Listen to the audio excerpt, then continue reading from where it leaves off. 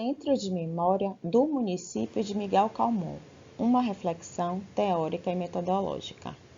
Eu sou Tarsila Oliveira Ramos, arquivista do Instituto Federal da Bahia, IFBA, e mestre em Ciência da Informação pela Universidade Federal da Bahia, UFBA, juntamente com minhas colegas Rita de Cássia Machado, bibliotecária, doutora em Ciência da Informação pela Universidade Federal da Bahia, UFBA, e pesquisadora associada do IBICT, mais Silvana Pereira da Silva, designer, mestre em Ciência da Informação pela também Universidade Federal da Bahia, UFBA, e CEO da Interativa Design Editorial, realizamos este trabalho com o intuito de planejar a criação de um centro de memória no município baiano de Miguel Calmon.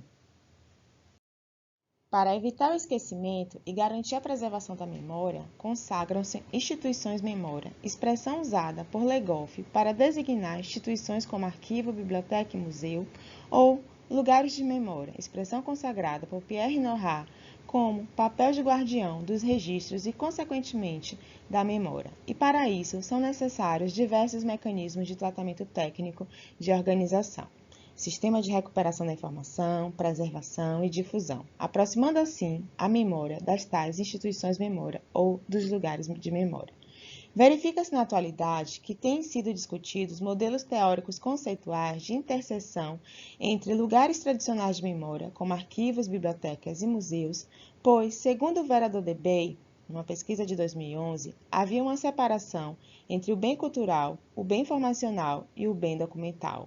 Assim, deixava-se a cultura para os museus, a informação para a biblioteca e os documentos administrativos para os arquivos. Mas, quando começaram a surgir novos ambientes com outras representatividades informacionais, a exemplo do Centro de Memória, sucedem os denominados lugares de memória de patrimônio, ou seja, um pouco museus, um pouco arquivos, um pouco bibliotecas, um pouco espaços de lazer e encontros presenciais.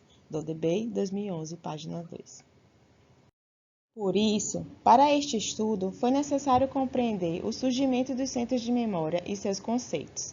Segundo Itaú Cultural, no Brasil, os centros de memória surgiram na década de 1970, quando algumas organizações perceberam a importância de resgatar e organizar os principais pontos de sua história, ou seja, surgiram devido a uma demanda por informação especializada sobre a memória e história das instituições. Ainda segundo Itaú Cultural, foi no meio universitário que surgiram a maioria dos centros de memória brasileiros. Inicialmente, eram das áreas da ciência e tecnologia, mas depois se difundiram na área das ciências humanas. O auge dos centros de memória brasileiros foi a partir dos anos 2000, quando um maior número de organizações começam a investir em memória e começam a surgir as consultorias especializadas para esse tipo de trabalho. Diversos autores têm conceituado os centros de memória, mas dentre os trabalhos que mais nos chamaram a atenção foi da Ana Maria Camargo e da Silvana Colar, de 2015, as quais compreendem que os centros de memória são arquivos ampliados, pois acumulam, além de documentos orgânicos, aos não orgânicos, são os acumulados artificialmente, bem como os fabricados, como, por exemplo, uma linha do tempo, os depoimentos de história oral, entre outros. Portanto, identificamos que essa tendência não ficou só no meio acadêmico, nas organizações, no terceiro setor. Os entes federados e os órgãos governamentais também passaram a criar centros de memória. Por isso, realizamos esse estudo para subsidiar a criação do Centro de Memória do município de Miguel Calmon.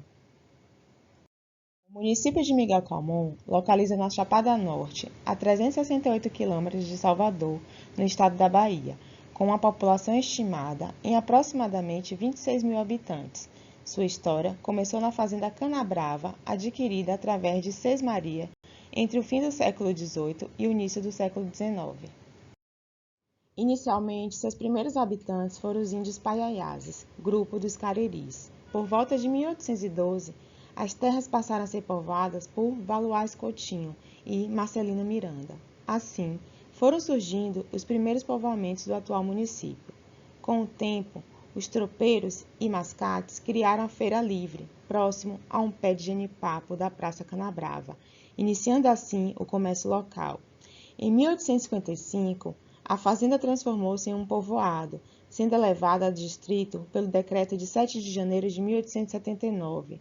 No dia 6 de agosto de 1924, Canabrava foi elevada à categoria de vila, desmembrando-se do município de Jacobina, recebendo o nome de Miguel Calmon. O município foi elevado à categoria de cidade pelo Decreto nº 311, de 2 de março de 1938, no governo do general Antônio Dantas. Atualmente, o município Miguel Calmon é composto pelos distritos de Itapura e Itapiranga e mais 67 povoados, sendo os mais importantes e desenvolvidos o de Brejo Grande e Palmeiras. No povoado de Brejo Grande foram encontrados sítios arqueológicos de pinturas rupestres, conforme vocês podem verificar nas imagens. Localizada na mesorregião centro-norte baiana e na microrregião de Jacobina, Miguel Calmon chama a atenção pelas belezas naturais de estudiosos, aventureiros e amantes da natureza, que desfrutam das bacias hidrográficas, cachoeiras e serras espalhadas pela região. O município de Miguel Calmon, ao longo do tempo da sua existência, acumulou uma quantidade expressiva de documentos administrativos e históricos produzidos e recebidos, estes de grande relevância histórica para o estado da Bahia, a exemplo dos documentos que registraram a passagem na época do cangaço do cangaceiro Corisco, membro da equipe de Lampião. O cangaço foi um movimento social ocorrido no Nordeste do Brasil nos séculos XIX e XX. Nele, os cangaceiros demonstravam a insatisfação pelas condições precárias em que a maioria da população nordestina se encontrava, uma vez que o poder estava concentrado nas mãos dos fazendeiros. Os cangaceiros eram grupos de nômades armados que viviam em bandos. O termo cangaço foi escolhido porque a palavra deriva de canga, peça de madeira utilizada na cabeça do gado para fins de transporte. Nesse sentido, se eles eram nômades, carregavam durante suas caminhadas muitos pertences. Portanto, recuperar e difundir quase 100 anos de história desse município, criando uma narrativa que dê sentido, por meio da reunião de fragmentos orais e materiais, é o objetivo desse Centro de Memória do município de Miguel Calmon.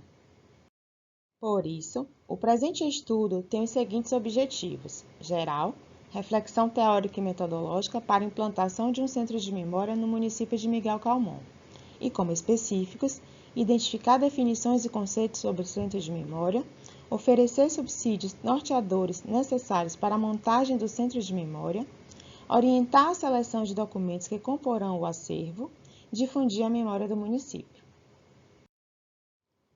Para atingirmos os nossos objetivos, como metodologia, adotou-se a abordagem qualitativa como caminhos para desenvolver este estudo, de caráter descritivo e exploratório. Recorreu-se ainda à pesquisa bibliográfica, onde buscou-se obras como livros e artigos científicos que versavam sobre lugares de memória, instituições de memória, memória institucional, centro de memória e a história do município de Miguel Calmon. Como resultado desse estudo, os calmonenses, como são conhecidos habitantes da cidade do município de Miguel Calmon, terão um espaço, podendo ser físico ou virtual, para registro das suas memórias, as quais podem estar dispersas ou sem registros, bem como valorizar sua identidade e difundir para o maior número de pessoas a memória e história da cidade. Trouxemos como considerações que este estudo alcançou seu objetivo ao passo que servirá de base para a concepção do Centro de Memória do município de Miguel Calmon, ao permitir a identificação do conceito, da função e de características de um centro de memória de um município. Como vocês podem ver, aqui estão as nossas principais referências. Em nome das colegas Rita de Cássia Machado e Silvana Pereira, eu, Tarsila Ramos, agradeço a atenção de todos que estão aqui. Qualquer dúvida, estamos à disposição. Eis os nossos contatos. Gratidão.